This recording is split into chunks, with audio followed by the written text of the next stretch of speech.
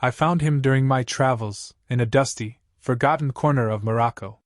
He wasn't what I expected. No flamboyant robes, no glittering jewels, no imposing physique. Just a man, average in build, with eyes that held a depth that could swallow you whole. He spoke in a low, raspy voice, his words laced with an alluring danger that sent shivers down my spine. He called himself Idris, and he spoke of ancient rituals, whispers of forgotten gods, of the ultimate pleasure that could be achieved through pain. He painted a vivid picture of a world where the senses were heightened, where ecstasy and agony were intertwined in a dance of exquisite torment. The very idea of it was both terrifying and exhilarating, a forbidden fruit I couldn't resist taking a bite from. "It is not for the faint of heart," he warned, his eyes burning into mine. "It demands sacrifice, a willingness to push beyond the boundaries of what you believe possible." I was not faint of heart. I was a woman who lived on the edge, pushing the boundaries of my own comfort zone, seeking the extraordinary in the mundane. Idris's words ignited a spark within me, a primal curiosity that whispered, "What if?" He led me to a secluded valley, hidden behind towering cliffs, where the air hummed with an intangible energy. The moon, a pale disk in the inky sky, cast long, skeletal shadows that danced around us. Idris, with the practiced ease of a seasoned performer, laid out the tools of the ritual: a silver blade, a worn leather-bound book, and a small bowl filled with a dark, viscous liquid. My pulse quickened as he explained the steps, his voice a hypnotic murmur against the whispering wind. The ritual was a dance of pain and pleasure, a delicate balance between the physical and the spiritual. He spoke of the ancient gods, of their thirst for sacrifice, and of the divine ecstasy that awaited those who dared to appease them. The first step was the bloodletting, a small incision made on my forearm, the blood offered as a tribute to the gods. It was a simple gesture, yet the sight of the crimson liquid dripping onto the parched earth sent a surge of primal energy through me. Then came the incantations, a series of ancient words chanted in a language that resonated deep within my soul, stirring something primal and untamed. Idris's voice, a powerful instrument, filled the valley, weaving a tapestry of sound that both terrified and comforted me. With each step, the ritual grew more intense, the air thickening with a palpable energy. I felt a strange sense of detachment, as if my body was a vessel, an empty shell, being manipulated by an unseen force. As the ritual reached its climax, the pain became unbearable. The silver blade, guided by Idris's steady hand, traced a path across my skin, leaving a trail of crimson in its wake. The pain was exquisite, a sharp, searing sensation that sent waves of heat and fire through my veins. Yet, strangely, it was also pleasurable, a strange, addictive sensation that pulled me deeper into the abyss. With each cut, my senses sharpened, my vision blurring at the edges as if a veil had been lifted. I felt the world around me in a way I had never experienced before, the air thick with the scent of pine and damp earth, the rustling of leaves a symphony of whispers in my ears. Idris's eyes, which had been distant and focused, softened as he met mine. There was a tenderness in his gaze, a recognition of the shared experience that bound us together. His hands, strong yet gentle, held me close, guiding me through the final stages of the ritual. And then, there was the blood. Blood mixed with the dark liquid from the bowl, a potent mixture that painted our bodies in a crimson tapestry. It was a release, a surrender to the primal forces that surged through us. We were bound, not by chains or ropes, but by the shared pain, the shared ecstasy. As the ritual reached its zenith, the world around us melted away. The valley, once a place of isolation, became a sacred space, imbued with a potent energy that pulsed through every fiber of our beings. We were no longer two individuals, but a single entity, our bodies intertwined in a dance of passion and pain, a symphony of pleasure and agony. The world spun, the air hummed, and a wave of euphoria washed over me, a feeling of pure, unadulterated bliss that transcended all earthly boundaries. It was a moment of sublime ecstasy, a glimpse into a realm beyond comprehension, where the limits of human experience were shattered. When the ritual finally ended, I was exhausted, my body trembling with a strange mixture of exhilaration and fear. The world felt different, the colors brighter, the sounds sharper. It was as if a veil had been lifted, revealing a world I had never been able to see before.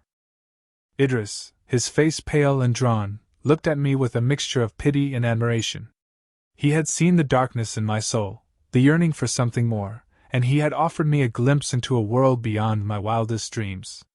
"You have tasted the forbidden fruit," he whispered, his voice hoarse. "The thirst will never be quenched. You will always crave more." He didn't lie. The experience left a permanent mark on me, a scar on my soul that could never be erased.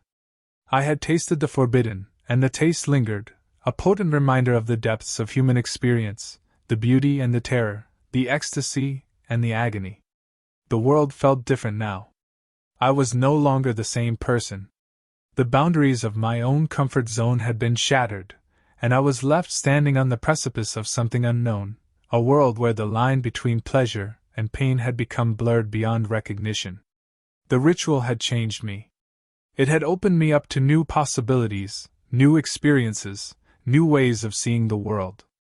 But it had also left me with a lingering sense of unease, a fear that I would never be able to shake.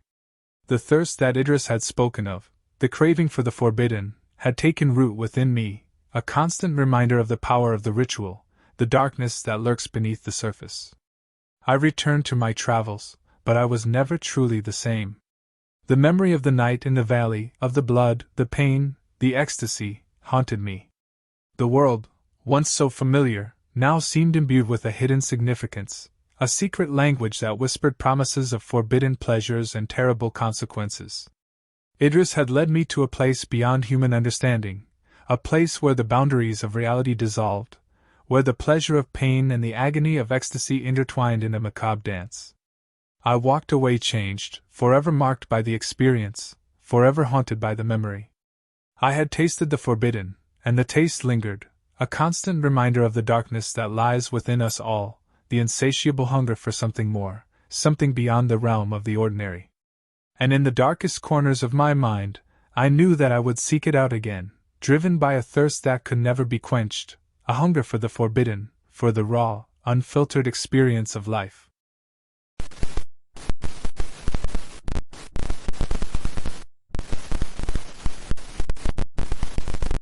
The year had been a brutal one. A gaping hole had been torn in my life, leaving behind an unbearable emptiness that no amount of grief counseling could fill. It had been a year since my wife, Sarah, was murdered, the investigation a cold case, the killer still at large. I was left to pick up the pieces, a single father trying to navigate the treacherous waters of grief and the daunting responsibility of raising 2 young children. Kathy, my daughter, was only 2 when her mother was taken from us. The vibrant energy that had once filled her eyes had dimmed, replaced by a quiet sadness. James, my baby boy, was just 6 months old when Sarah was murdered. He had never known the warmth of his mother's embrace, and I feared the future he would grow up into without her love. Work became my sanctuary, a way to escape the suffocating loneliness of my apartment. I was a lawyer, a profession that required a sharp mind and a detached demeanor. It was a shield, a way to keep the raw, unfiltered pain at bay. But the shield was thin, and the cracks were beginning to show. My nights were spent in a haze of insomnia, the nightmares relentless, replaying the night Sarah was taken, the memory of her cold, lifeless body a constant companion. One day, while aimlessly scrolling through Facebook during a lull in my work, I stumbled upon Nancy's profile. Her photo was a simple one, capturing the kind eyes and gentle smile that emanated from her post. She was a widow, about my age, with a profile picture featuring her with 2 children. Curiosity piqued, I clicked on her page. As I scrolled through her photos, I saw images of children, laughing, playing, their faces etched with joy. It was something I had longed for, a glimpse of a world where children were cherished, where their laughter was a constant melody in a happy home. Nancy worked at an orphanage, a place where she dedicated her time to caring for children who had lost their parents. In her profile, she wrote about the joy she found in fostering a sense of love and stability in the lives of these children, giving them the chance to experience the warmth of a family. There was something about her, a quiet strength and unwavering compassion, that drew me in, echoing the longing I felt for a steady hand to hold, for a love to fill the void that had been carved in my heart. The first hesitant chat led to longer conversations, sharing our stories, our struggles, and our hopes for the future. Nancy became a beacon in the darkness, a soothing voice that calmed the storm raging within me. We talked about our shared grief, the pain of losing someone we loved, and the challenges of raising children alone. As the weeks turned into months, our conversations became more frequent. We learned about each other's lives, our dreams and aspirations. We shared our fears and insecurities, finding solace in the understanding that we were not alone in our pain. We spoke about our children, about Kathy's quiet demeanor, and James's infectious laughter. Nancy, too, had lost a young daughter, and her empathy for my children was profound. One evening, a month after our first conversation, I confessed my feelings. I told her I was drawn to her warmth, her resilience, and the love she exuded. I told her that I was lonely, that I craved the comfort of a loving presence in my life. I asked her if she would consider marrying me, offering her a family, a chance to heal and love again. To my surprise, she said yes. A tear rolled down my cheek, a single drop of hope in the ocean of despair that had engulfed me. Nancy moved into my apartment a few weeks later. I watched, with a grateful heart, as she interacted with my children, her warmth and patience melting the ice that had formed around Kathy's heart. She played with James, her laughter echoing through the apartment, filling the void that had been left by Sarah's absence. Life felt like it was slowly getting back on track.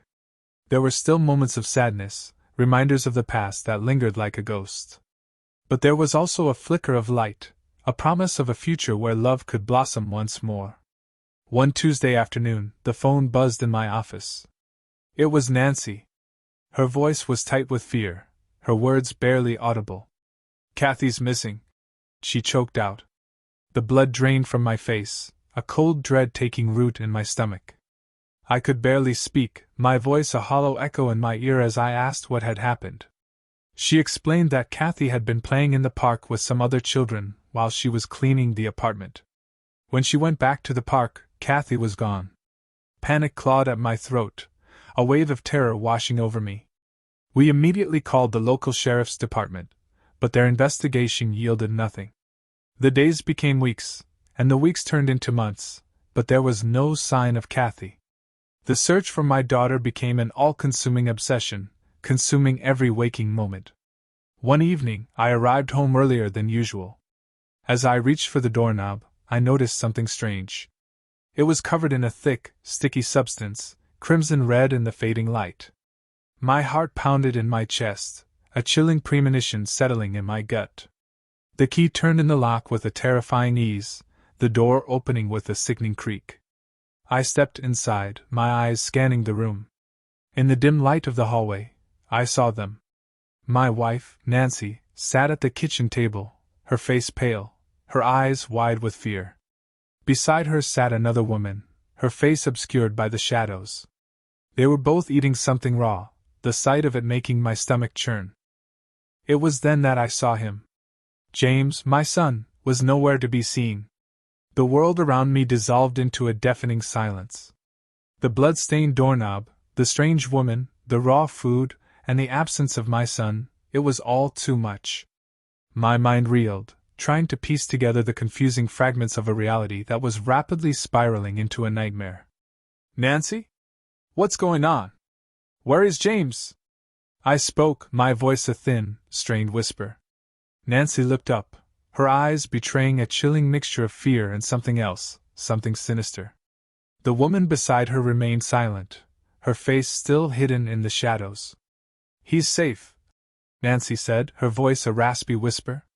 "But he's not your son anymore."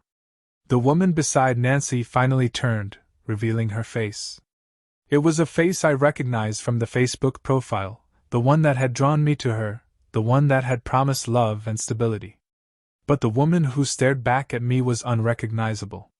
Her eyes were cold and hollow, her expression devoid of warmth or compassion. "This is your daughter, Kathy," she said, her voice cold and menacing. "And this?" She gestured towards the raw food on the table. is what you will be eating for the rest of your life. My mind, overwhelmed by the sheer terror of the situation, struggled to process the horrifying implications of her words. They had taken my daughter, my son, and now they were replacing him with another child. They were taking my life piece by piece, twisting it into a brutal parody of the happiness I had once craved. What have you done to them? I choked out, my voice trembling with fear and desperation. Where are they? Tell me where they are. The woman laughed, a chilling, hollow sound that echoed through the apartment. They are safe for now, she said. But their fate rests in your hands. The raw food on the table pulsated with an unnatural, sickening glow. As I stared at it, I felt a wave of nausea wash over me. What was that substance?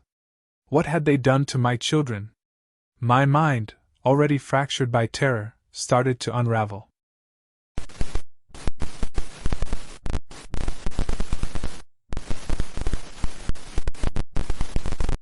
I was drawn to him. Not by his looks, though he was undeniably handsome in a brooding, intense way. No, it was his art that captivated me. His paintings were dark, haunting things, filled with twisted imagery, unsettling colors, and an undercurrent of raw, unbridled emotion that resonated deep within my soul. They whispered of a tortured soul, of a mind that saw the world in shades of gray and black, and somehow, I felt an inexplicable pull towards that darkness. He was known as the Raven, a moniker that perfectly captured the essence of his art.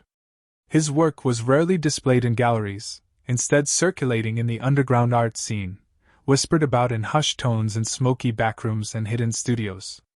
I stumbled upon his work by chance, a flyer tucked under the door of a local coffee shop. The image on it was simple: a solitary crow perched on a crumbling tombstone, its eyes glinting with an unsettling intelligence. It stayed with me, a persistent echo in my mind, drawing me closer to the artist who had created it. I tracked him down via a website, a single page with a stark black background and a single, pulsing red button labeled Contact.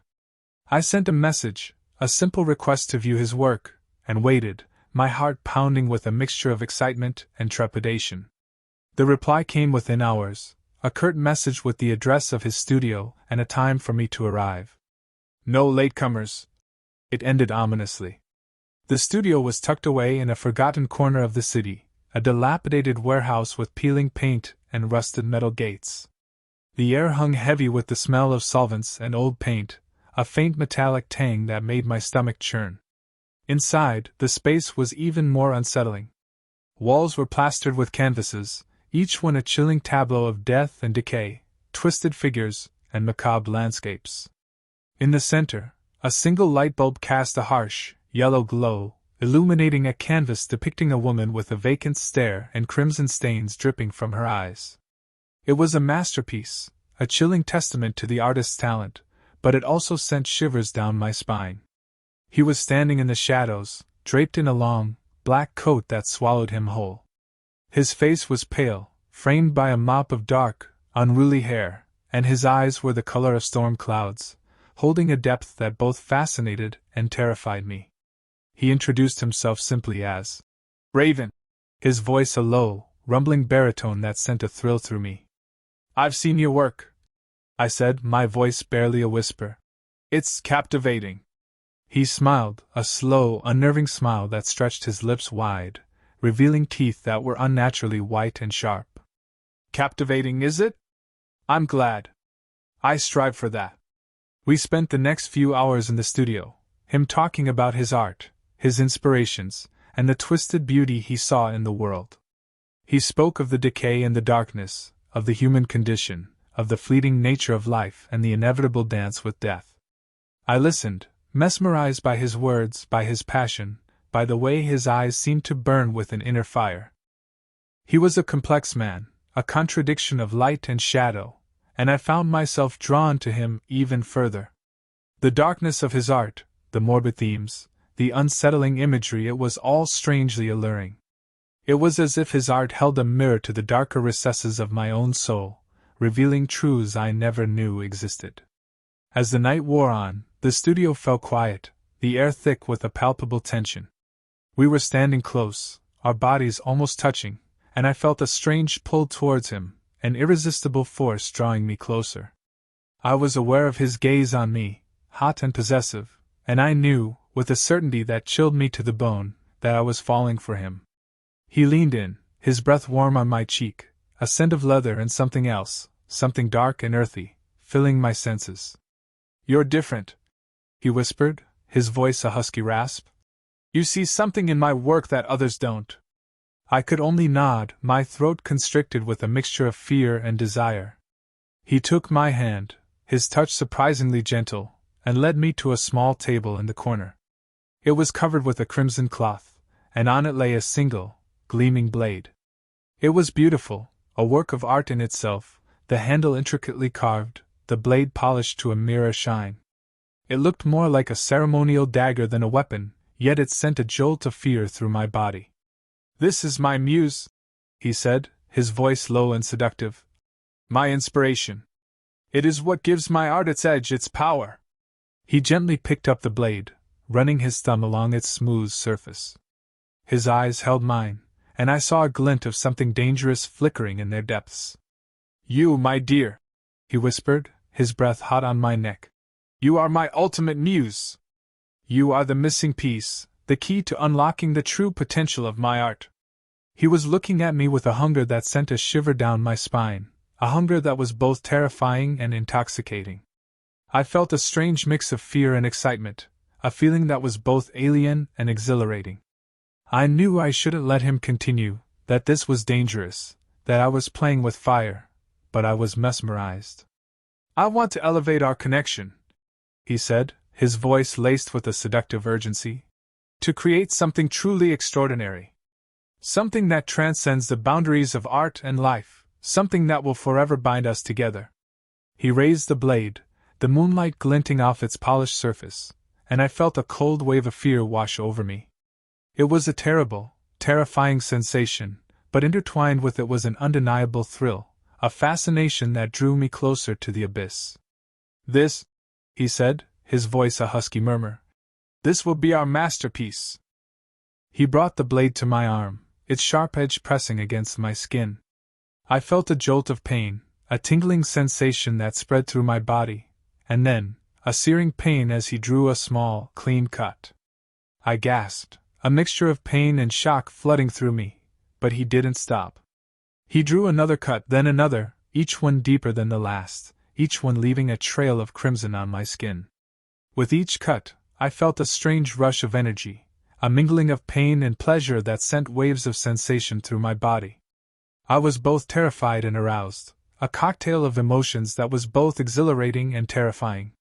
He looked at me, his eyes lit with a strange mixture of ecstasy and madness, and I knew, with a terrifying certainty, that I was in over my head. I felt the blade cut deeper, deeper, and a primal scream ripped through my throat. I could feel the warm blood flowing, staining my skin, my clothes, the white canvas that now lay beneath me like a sacrificial altar. "It's beautiful," he whispered, his voice hoarse with passion. "It's art." He continued to cut, carving into my flesh, each stroke a mix of pain and pleasure, each drop of blood a testament to our shared madness. We were lost in a whirlwind of passion and pain, a nightmarish symphony of beauty and horror, where love and fear danced a macabre waltz. Through the haze of pain and pleasure, I saw him, his face contorted with a fervent intensity, his eyes burning with a fire that reflected the crimson stain of my blood. It was a look that both terrified and enthralled me, a look that said he was lost to his art, consumed by his desire to create a masterpiece from the very essence of our connection. As the night wore on, the studio became a canvas for our madness, a testament to our twisted love affair. The air grew thick with the smell of blood and sweat, the walls adorned with new, macabre works of art, our bodies, our pain, our blood, all woven into a tapestry of grotesque beauty. The sun rose, casting a cold, pale light through the grimy windows, revealing the true extent of our passion, the true price of our artistic madness. I lay there, my body a canvas of crimson and pain, while he stared at me, his eyes filled with a mixture of satisfaction and regret. "It's beautiful," he whispered, his voice barely a whisper. A true masterpiece. But as I looked at him, at the crimson stain on my skin, at the grotesque beauty of our creation, I realized that he had not created a masterpiece. He had created a monster. We were bound together by a twisted connection, a night of artistic madness that had left me scarred, both physically and emotionally. We were connected by blood, by pain, by a shared madness that had consumed us both. And in the cold, harsh light of dawn, I knew that we would never be able to escape the darkness we had created together. We were forever entwined, two souls bound by a love that was both beautiful and terrifying, a love that had been forged in blood and passion, a love that would forever haunt our souls. The Raven Studio, once a place of artistic brilliance, now stood as a chilling testament to our night of madness. The walls were still adorned with his paintings, a haunting collection of dark and twisted imagery. But now, they were overshadowed by the grotesque beauty of our creation, a reminder of the night we had danced with death and emerged forever changed. I left the studio that morning, my body a patchwork of crimson and pain, my heart heavy with a mixture of regret and longing. I knew I had to escape, to find a way to heal from the darkness that had consumed me. But even as I walked away, I couldn't help but feel a strange pull back towards the studio, back towards the Raven, back towards the twisted love that had bound us so tightly together. The Raven, the artist, the madman, had captured my soul. He had shown me the darkness that lay within, and he had shown me the beauty that could be found in the grotesque. But he had also shown me the terrifying power of love, of passion, of the desire to create something truly extraordinary, even if it meant sacrificing everything. And as I walked away from the studio, I knew that the Raven would forever haunt me, a reminder of the night we had danced with death and emerged forever changed, forever connected by a love that was both beautiful and terrifying, a love that would forever scar my soul.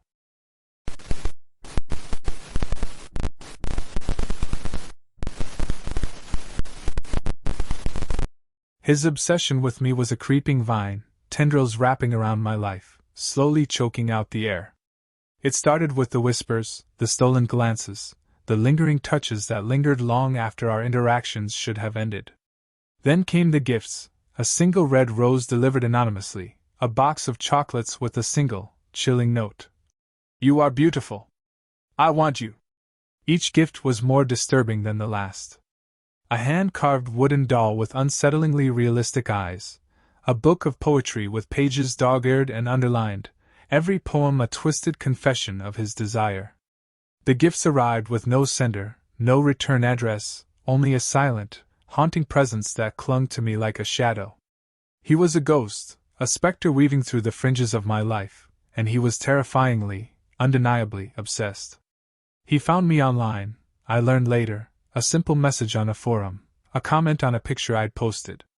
It was a seed planted in fertile ground, a seed that sprouted, grew, and threatened to devour me entirely. He knew my name, my hobbies, my deepest fears, and he used this knowledge like a weapon. The climax, the culmination of his obsession, came in the form of an email, a single line. "Come! I'll show you a night you'll never forget." It was a proposition, a dare, a threat whispered in digital ink. I knew I shouldn't go, yet there was a morbid curiosity, an almost irresistible pull, that I couldn't ignore. He knew I'd come. He provided an address, a sprawling mansion nestled deep in the countryside, a Gothic pile that loomed over the landscape like a brooding shadow. The air was thick with the scent of pine and decay, and the silence was broken only by the rustling of leaves in the wind. As I approached, a single light flickered on in one of the windows, a solitary beacon in the vast darkness. The door creaked open as I arrived, a warm, unsettling welcome. The interior of the mansion was a labyrinth of dark corridors and elaborate rooms. The air hung heavy with the scent of incense and something else, something metallic, something unsettlingly familiar. He was waiting for me in the grand hall, bathed in the soft light of a single oil lamp, a smile playing on his lips. "You came," he said, his voice a low, melodic purr. His eyes were a deep shade of blue, almost black in the dim light, holding a glint of something predatory, something that made my blood run cold. I tried to speak, to tell him I was leaving, but the words wouldn't come. He was too close, his presence too overwhelming. He held me captive with his gaze, a gaze that seemed to strip away my defenses, leaving me raw and vulnerable. He led me through the mansion, each room a tableau of his twisted desires. A library filled with books on obscure rituals, a room dedicated to taxidermy, the animals frozen in grotesque poses, a music room where a single piano stood silent, its ivory keys untouched. And then, the descent into the depths of his obsession, a hidden room tucked away behind a dusty tapestry. It was a chamber of horrors, a sanctuary of pain, a testament to his twisted fantasy. Chains hung from the ceiling, whips lay coiled on the floor, and knives gleamed under the flickering lamplight. "This is my sanctuary," he whispered, his voice a caress, a threat. "Where I can be myself, where I can explore you." He began to unbutton his shirt, revealing a body that was both powerful and disturbing. He had an air of restrained violence, a dangerous allure that emanated from him like a tangible force. He led me through a series of rituals that were both erotic and terrifying. He bound me with the chains, the cool metal biting into my flesh. He whipped me with the leather, the sting a sharp, exhilarating pain. He held the knife to my throat, the cold steel a chilling reminder of his power. He confessed his darkest desires, his fantasies of domination, of control, of absolute power over another human being. It was both repulsive and undeniably alluring. The pain, the fear, the thrill, they all intertwined, weaving a tapestry of sensations that was both intoxicating and terrifying. It was a symphony of darkness, a dance with a predator, a descent into the depths of my own desires. As the night wore on, the boundaries between pain and pleasure blurred. I felt a strange, inexplicable longing, an attraction to the danger, to the power he wielded over me. It was a twisted, forbidden connection that I could neither deny nor comprehend. The room was a battlefield of our desires, a clash of wills, a symphony of pain and pleasure. We were both players in a dangerous game, each of us pushing the boundaries, testing the limits of our own morality. The night ended with a mix of exhaustion and a strange sense of emptiness. He'd left me alone, with nothing but the scent of his cologne and the cold metallic taste of fear on my tongue. I stumbled out of the mansion, the shadows seeming to close in around me, the silence heavy with the memory of the night's events. There was a part of me, a part that I fought to deny, that craved more, that longed for the dangerous intimacy of that night. But another part, a stronger part, recoiled in horror, filled with revulsion at the depths of my own depravity. The obsession continued, his presence a constant, heavy shadow in my life. He sent me more gifts, more twisted confessions, each a reminder of the night that had changed everything. But the fear, the disgust, it was stronger than the allure, stronger than the desire. He had awakened a dark side within me, a side I was determined to bury, to eradicate. I escaped. I fled the city, the state, the country, desperate to outrun the shadows that haunted me, the memory of the night that had both captivated and terrified me. He found me again, of course. He always did. He knew my weaknesses, my fears, and he used them against me. But I fought back. I fought for my sanity, for my freedom, for the right to be free from his obsession. I fought with a ferocity I never knew I possessed. I exposed him, I laid bare his darkness, his warped desires. I broke his hold over me, shattering the spell he'd cast over my life. He disappeared, his obsession vanished, but the shadows remained. They clung to me, a constant reminder of the night that had forever changed me. The memories, the pain, the fear, the twisted longing, it all remained, a constant torment, a testament to the darkness that can reside in the human heart, and the lengths to which it can drive us. It was a dangerous liaison, a night that forever changed me, leaving me forever torn between revulsion and the inexplicable longing for more.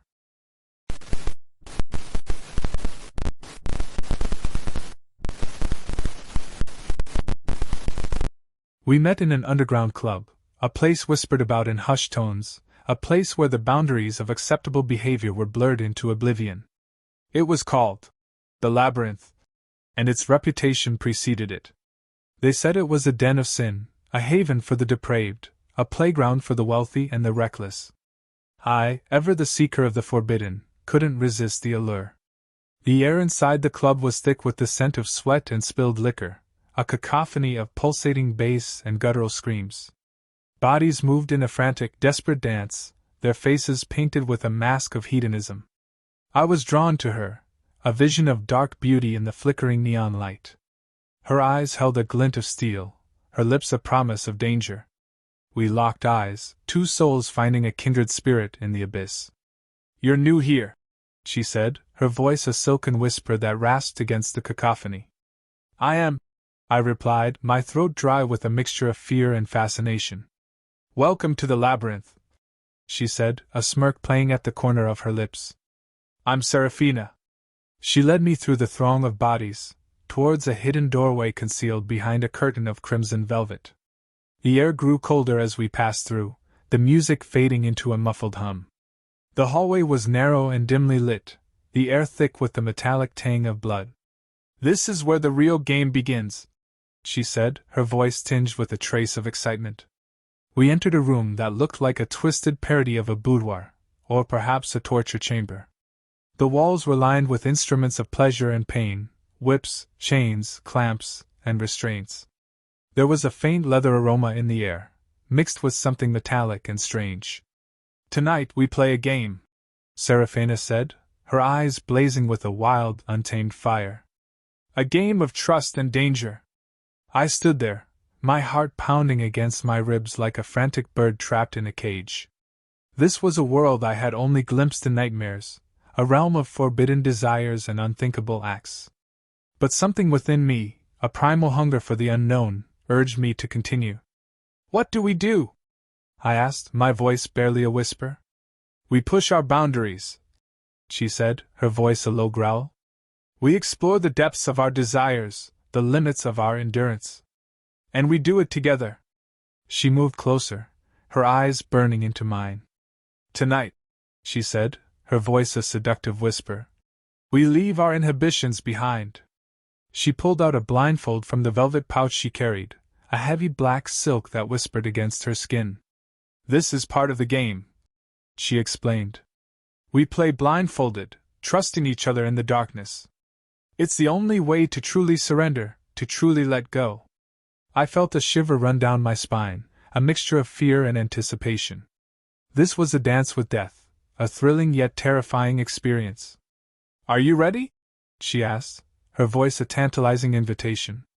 I swallowed hard, feeling my throat tighten. This was the point of no return. "Yes," I said, my voice shaky but firm. "I'm ready." She wrapped the blindfold around my eyes, the silk cool against my skin. Everything went dark. The faint smell of leather and blood, the sounds of our shallow breaths, the muffled hum of the music in the distance, these were the only things that remained. I could feel her presence near me, her body radiating heat and a strange energy that pulsed through my veins. "Trust me," she whispered, her voice a low murmur in the darkness. I closed my eyes, shutting out the last vestiges of the world. This was a journey into the unknown, a leap of faith into the abyss.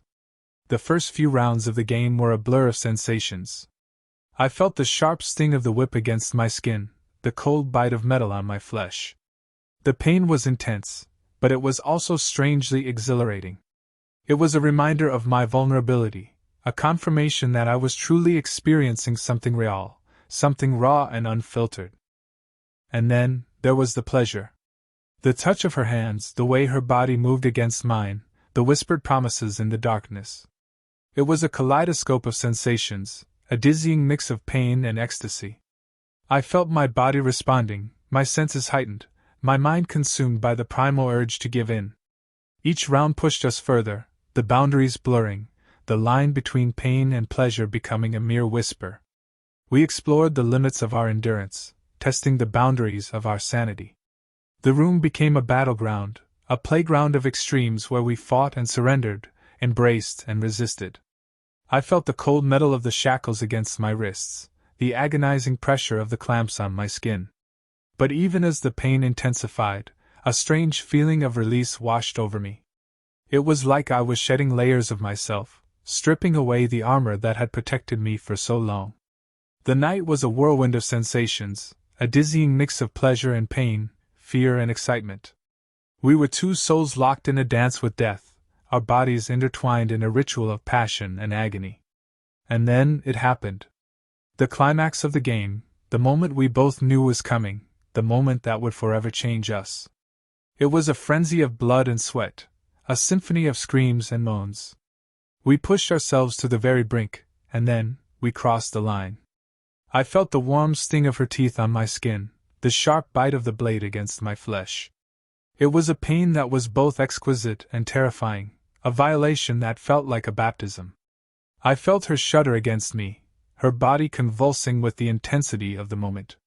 The room was a whirlwind of blood and passion, a testament to the chaos that unfolded within its walls. When it was finally over, I lay there, my body aching, my mind reeling. I couldn't tell if I was alive or dead, if I was a victim or a participant. All I knew was that I had crossed a line I never knew existed. Serafina lay beside me, her breathing ragged, her eyes glazed over with a strange mix of satisfaction and exhaustion. She reached out to touch my face, her fingers cool against my skin. "We did it," she whispered, her voice hoarse.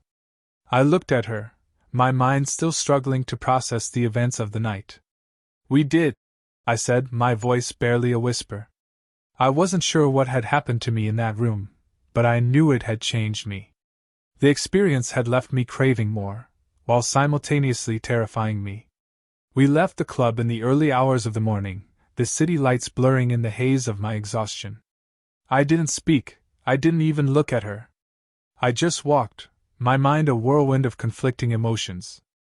The next few days were a blur, a chaotic mix of guilt, shame, and an overwhelming desire to return to that place. The scent of leather and blood lingered in my mind, the memory of her touch a constant burn against my skin.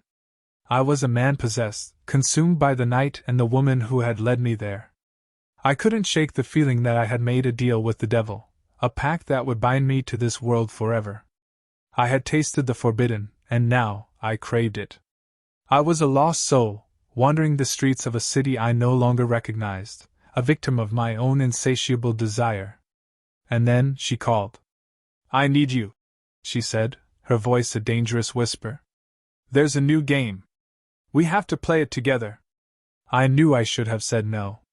I knew I should have run, escaped this dangerous world that had ensnared me. But the words wouldn't come.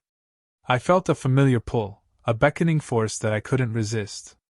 "I'm coming," I said, my voice a hollow echo of my past self. I returned to the labyrinth, my heart pounding with a mixture of fear and excitement. It felt like I was returning to a place I had never left, a world that had become a part of me, a dark secret that I could never escape. And as I walked through the door, I knew that this was just the beginning. The game had just begun.